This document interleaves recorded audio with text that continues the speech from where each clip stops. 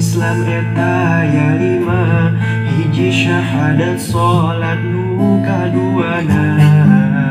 katiluna rukun ngaluarkeun zakat pikeun jalma nu geus bisa bulalapat kaopat puasa di bulan Ramadan kasakur mukallaf eta kewajiban kalima munggah haji ka Baitullah pikeun jalma nu geus mampu henteu salah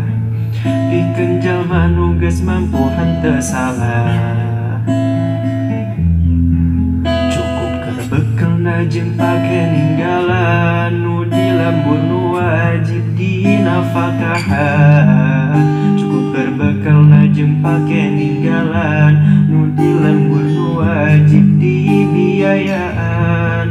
ulah nepi ka poho ngabiayaan karna eta teh salah dina aturan sabab haji teh lain parumpamaan pikeun nu di lembur teu dinafakahan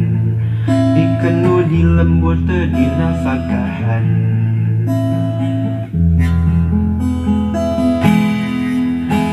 rukun Islam eta aya 5 hiji syahadat salat nu kaduana